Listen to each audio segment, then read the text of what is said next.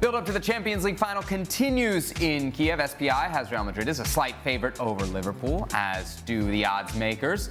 Earlier in the show, you heard from Dan and Stu. They're joined now by Gab Marcotti for the actual reason they're in Ukraine. Food.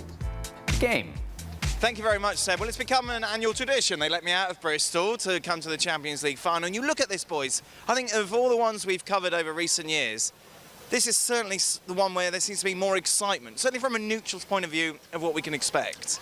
Well, because there's two teams that play great attacking football. I don't think Real Madrid have been at their best this year, but they've been involved in some great Champions League games. And Liverpool, when they counter-attack and they play that pressing game, and there's all areas of the pitch where there's going to be great tactical battles, which we can talk about later. But you know, there's some key battles. And I would say Salah. How are Real Madrid going to deal with Salah? How are Liverpool going to deal with Marcelo going the other way? You know, that's a key battle. Casemiro, if he plays, I think Liverpool will press him and press him and press him, because on the ball, he's not very good, and he's the player that could keep giving the ball away, and Firmino kept on running off of him. That could be another key battle. Gab, you think in your basement with your 4 TV screens and all the dross you watch over the season, this should be absolutely brilliant, shouldn't it?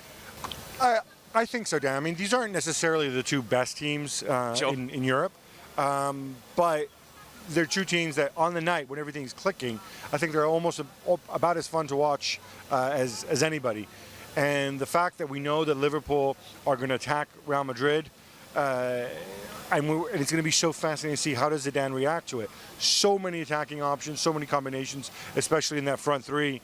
It's going to be fascinating. It really is. You talk about Salah and Ronaldo. It was interesting. Zidane was talking about it today. Obviously, he wouldn't swap the two. But these are two superstars who are going to be very much the focal points of this match. Yeah, I think that Salah might suit Real Madrid, because I think Marcelo will go forward, and Ramos, who is one of the best defenders at saying, OK, I'll deal with this. He'll just let Marcelo push on, and Ramos will try and deal with Salah. Salah's great strength has been running in between a fullback and a centre-half, and neither are quite sure how to pick him up.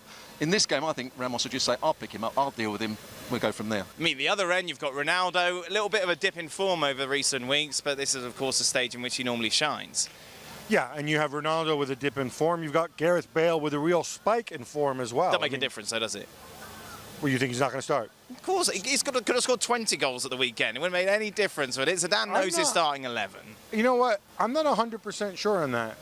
We've seen Zidane, come up with surprises in the past, and you look at the 11 that played in the last week of the season, other than obviously the goalkeeper, and you could get a sense: might this be what he's plotting? Certainly would be very. But it's tried awkward. and tested, isn't it? You take a look: PSG, Juventus, Bayern, all without Bale. It's true, but this is a different team. It's a different context. Obviously, you can also turn to Benzema. You can turn to Asensio as well. But, in terms of riding the form guy, the idea of Bale running the space if the fullbacks get forward, I think that's got to have its allure as well. I'm not saying it's going to happen. Sounds like the interesting thing was, when they were he was asked about Gareth Bale being fit and good to see him scoring goals, he said, yeah, it's great to see him. He then went on to say, but it's great that Isco's fit as well, so that I can have a full team to pick from. Isco will play, surely. Thank you very much, boys. Of course, plenty of speculation to come over the next few days. Be sure to stay with us, but for now, back to you in the studio.